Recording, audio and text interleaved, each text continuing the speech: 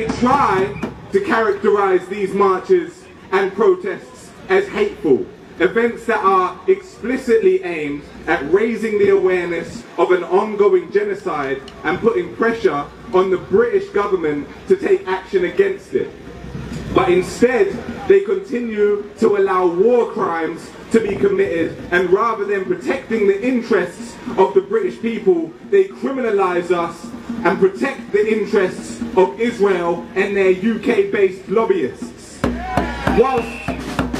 Whilst men like Trevor Chin and Stuart Roden and organisations like Elnet continue to line the pockets of British politicians, we will continue to face prosecution for taking part in peaceful protests, for supporting political prisoners that have taken direct action against weapon manufacturers operating here on British soil.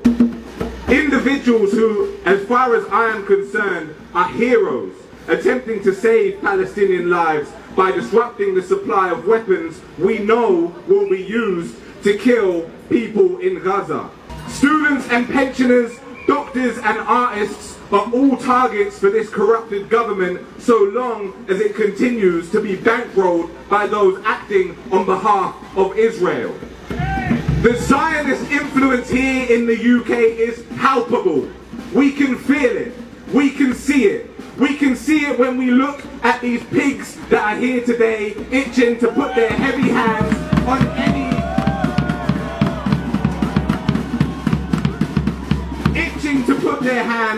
on any and every one of us that might challenge the wretched system that they uphold. A system corrupted from the top down, not the bottom up.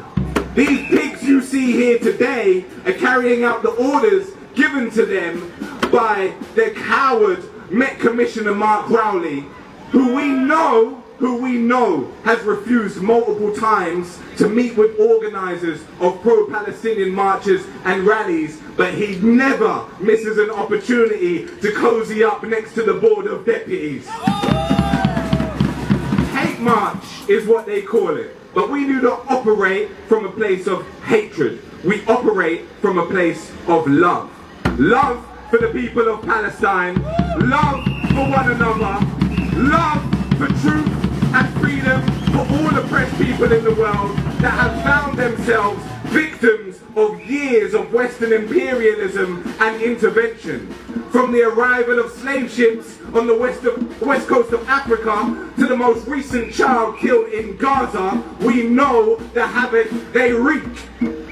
From Palestine to Iran to Cuba and Venezuela to Sudan, the Congo, and just about any other country you can name on the beautiful continent of Africa, the West has had a hand in destabilizing it, starving it, creating civil war amongst their populations. And when that all gets to be too routine, every now and then they take a trip to one of these countries and bomb a school filled with children for the whole world to see. And when we turn to the streets to protest these actions, they call us hateful.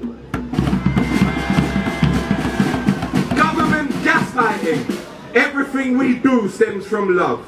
A love for humanity and the values we are supposed to uphold as part of that humanity. And I do not mean some abstract concept of what humanity is. I mean you and me, a personal sense of humanity, because we must strive to remain human in a world run by monsters. If we are able to watch children being killed, blown to pieces, and their remains carried in bags by their mothers and fathers, Palestinian hostages, you know they call them prisoners, but we know that they are hostages, being raped, schools being obliterated, and if we can see all of that and not feel any pain and disgust by what we are witnessing, well then we would no longer be able to call ourselves human.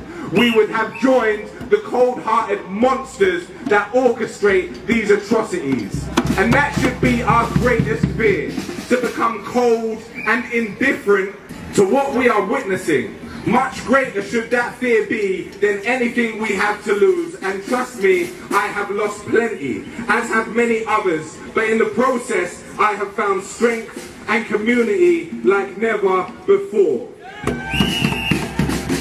And here we are today as a community in an attempt to remain human and let this government know that despite all of their scare tactics, for every doctor they harass with repeated arrests, for every musician they attempt to ban from playing shows, for every pensioner with a placard they bundle into a police van, for every political prisoner they hope starves to death, we are here, unbreakable and human, standing as always with the people of Gaza.